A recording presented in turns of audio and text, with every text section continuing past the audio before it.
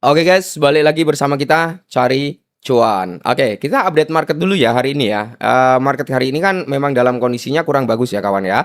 Bitcoin saat ini sedang mengalami penurunan walaupun kita bisa melihat detail daripada price Bitcoin hari ini ya mencoba untuk recover. Walaupun recovernya masih kecil ya, masih di bawah 0,5%, mencoba untuk bangkit kembali lah. Walaupun memang kalau kita melihat dari data gambarannya mungkin dia bisa mengalami koreksi sampai di area 74 ataupun nanti bisa ngambil di area 70.000 US dollar ya. Nah, di sini teman-teman ya kita menggunakan salah satu sentralisasi exchange lokal dengan biaya fee yang cukup rendah teman ya. Kenapa saya bilang ini biaya fee-nya rendah? Di sini kita bisa melihat teman ya. Ini kalian bisa melihat dari koin trending, koin terpopuler di sektor kripto ada dalam sektor meme coin, EI, tokenisasi, ya kan ada faktor daripada TradFi yaitu gold. Nah, di sini kita bisa melihat teman-teman ya, nikmati kemudahan jual dan beli Bitcoin dan beragam aset kripto lainnya dengan biaya yang cukup rendah. Ini teman ya. Kalian kalau mau melakukan withdraw, itu fee-nya cuma 2.522 rupiah. Mau withdraw 10 juta, mau withdraw 15 juta, fee-nya kecil, Bro. Ya, dibandingkan dengan platform-platform pesaingnya. Dan di sini juga ada mekanisme earning hingga sampai 20% untuk APY-nya ya. Terus di sini terus world ya top 3 untuk exchange Indonesia. Jadi Bitem ini udah masuk top 3 teman ya. Untuk malah udah masuk top 2 nih ya. Yang pertama ada si pesaingnya ya, seniornya. Yang kedua ini ada si Bitem. Yang ketiga adalah ada ini ya, anak cucu daripada si Binance juga gitu kan. Nah, di sini teman-teman ya, kalau kalian ingin menggunakan link yang ada di kolom deskripsi, silakan teman-teman, kalian akan mendapatkan keuntungan tersendiri ketika kalian menggunakan link yang ada di deskripsi. Oke, lanjut. Nah, di sini teman ya, karena banyaknya pertanyaan daripada teman-teman semua, Bang, tolong bahaskan Pipin. Oke, kita akan lihat Pipin Coin ya teman ya, Pipin. Di sini untuk price actionnya Pipin, dia kan di area 400 rupiah ya, harganya di area 407 rupiah ya. Ini kita langsung lihat untuk real chart daripada Pipin, kemana arah pergerakan Pipin selanjutnya. Apakah Pipin masih bisa untuk bangkit lagi gitu kan?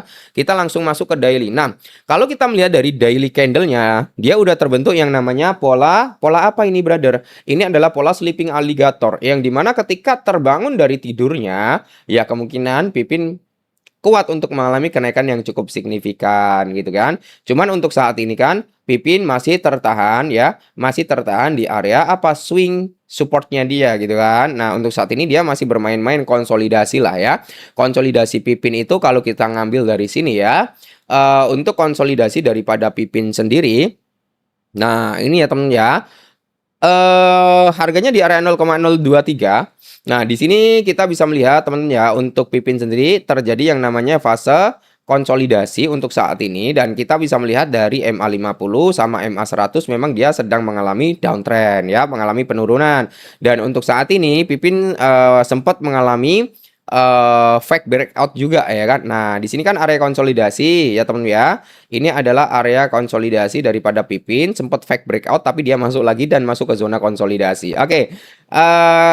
Kalau kita melihat daripada Pipin, teman-teman ya, target daripada Pipin yang belum termitigasi adalah di area ini ya, di area sini. Ini adalah target daripada Pipin, yaitu di area 0,05 ataupun di area 0,06 ya. Jika nanti memang momen yang cukup bagus bisa naik lagi gitu kan.